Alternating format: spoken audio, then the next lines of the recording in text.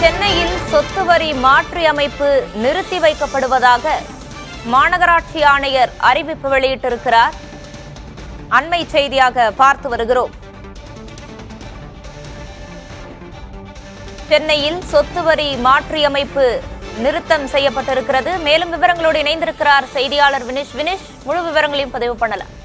சென்னை மாநகராட்சியில் குறைவான மதிப்பீடு, அதாவது அண்டர் அசஸ்ட் செய்யப்பட்டதாக கண்டறியப்பட்ட சில சொத்துக்களுக்கான சொத்து வரி திருத்திய மதிப்பீடு தொடர்பாக பொதுமக்கள் எழுப்பிய கோரிக்கைகள் கவனமாக ஆய்வு செய்த பிறகு வரி மாற்றியமைப்பை உடனடியாக நிறுத்தி வைக்க சென்னை மாநகராட்சி முடிவு செய்துள்ளதாக சென்னை மாநகராட்சியினுடைய ஆணையர் சமீரன் இந்த உத்தரவை பிறப்பித்திருக்கிறார்.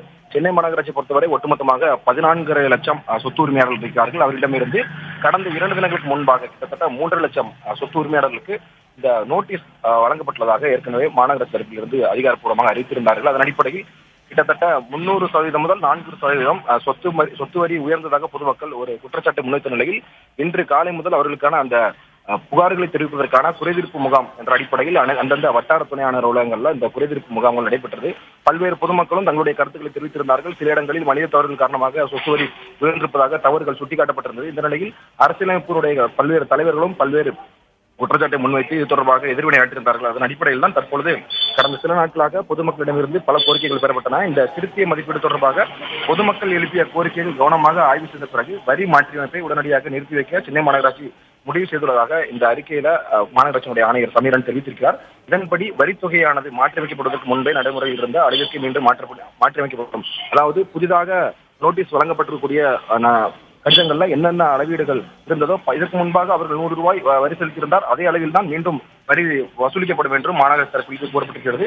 வரித்தொகையை ஏற்கனவே செலுத்தியவர்களுக்கு அந்த தொகை அடுத்தடுத்த அரையாண்டுகளுக்கான முன்பணமாக ஈடு செய்யப்படும் என்றும் குறிப்பிடப்பட்டிருக்கிறது. நேற்று ஒரே நாளில் கிட்டத்தட்ட 10 கோடி ரூபாய் வரி வசூல் செய்துள்ளதாகவும் 28,000 பேர் அந்த திருத்தி வைக்கப்பட்ட வரி மதிப்பீட்டின் அடிப்படையில் கட்டணத்தை செலுத்தியிருந்தார்கள். அவர்களுக்கு இந்த தொகையை பொறுத்தவரை அடுத்தடுத்த அரையாண்டுகளுக்கான முன்பண வரியாக ஈடு செய்யப்படும் என்று மாநகராட்சியினுடைய அறிக்கையில் சுட்டிக்காட்டப்பட்டிருக்கிறது.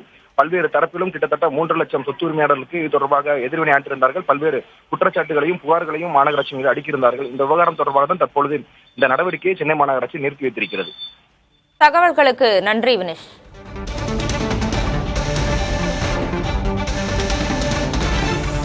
சென்னையில் சொத்து வரி மாற்றி அமைப்பு நிறுத்தி வைக்கப்படுவதாக மாநகராட்சி ஆணையர் அறிவிப்பு வெளியிட்டிருக்கிறார். அண்மை செய்தியாக பார்த்து வருகிறோம்.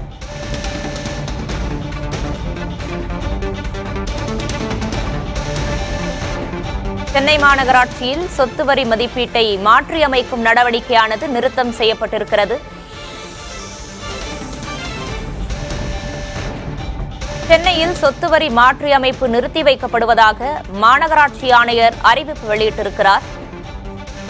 சொத்து வரி மாற்றி அமைப்பு குறித்து மறுபரிசீலனை செய்ய பொதுமக்கள் கோரிக்கை விடுத்திருந்தனர். இந்நிலையில் சென்னை மாநகராட்சியில் சொத்து வரி மதிப்பீட்டை மாற்றியமைக்கும் நடவடிக்கை நிறுத்தம் செய்யப்பட்டிருக்கிறது.